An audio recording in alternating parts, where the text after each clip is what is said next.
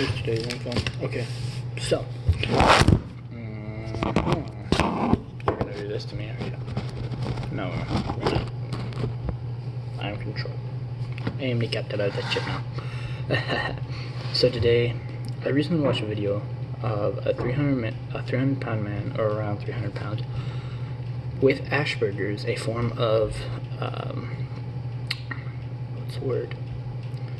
A form of mental illness linked closely with Down syndrome, or not Down syndrome, autism. But he was taking LSD. He took a 700 milligram dose of LSD and had a really good trip on that.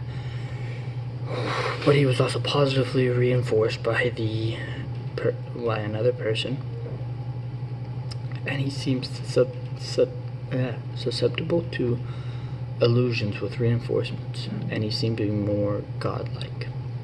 My theory is that if you have a good trip taker or caretaker, then you will have something more of that lines where you'll feel more godlike, more empowered, and more susceptible to being that way, or more susceptible to being more godlike in ways, or feeling more in control of yourself and those around you.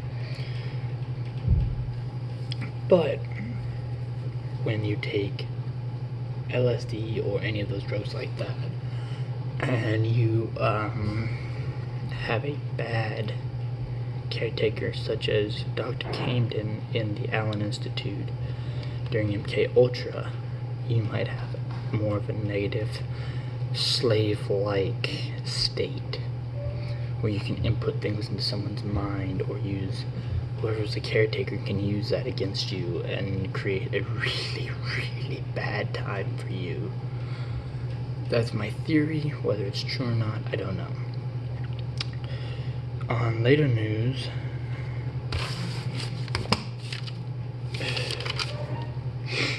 I also discovered that most of Nazi Germany was funded by American rich. Now, the American rich funding this, American rich and British rich, and even Sweden funding a lot of this, makes it real interesting, and I think people should look deeper into Skull and Bones and the Skull and Bones members of Yale University. Another thing is JFK Jr.'s death. JFK Jr. was a very good pilot, flying a Saratoga, a Piper Saratoga, a smaller plane, something I've flown in many times before, and flown, probably logged myself 200 to 400 hours in a Saratoga. Now, with that, you have to understand, being a pilot like myself, I might understand things that most people don't. Inside of the aircraft, there's two forms of altimeters. One that actually tells you specific height in numbers that you can read. It's on a little box that literally sits right here from the pilot's, or from the co-pilot's seat. You know exactly where it is. There again is one on the radio, and there again is one that sits. It's a little bitty round deal and tells you you're going up or you're going down. Now, the theory is that JFK Jr. rigged his radio wrong. He put in the wrong numbers and got a wrong set. Now, personally, I've put in numbers myself. You have the exact numbers. Any pilot has the exact numbers they need right in front of them. And to tell me that you can't put in numbers right, or put in numbers wrong, you literally turn a little knob and it'll tell you exactly where you want to go.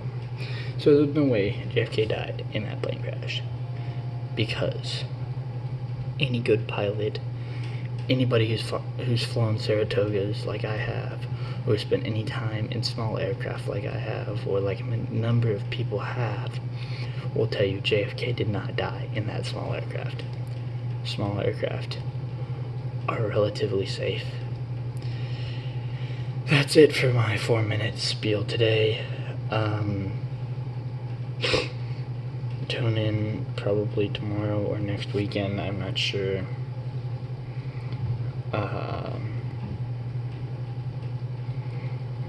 and see what other rabbit holes we can go down.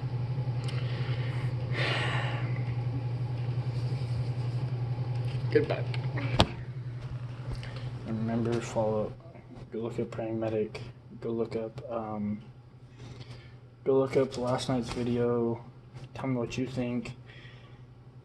Please give me feedback here. And again, share this to all your friends. Share this to anybody you can.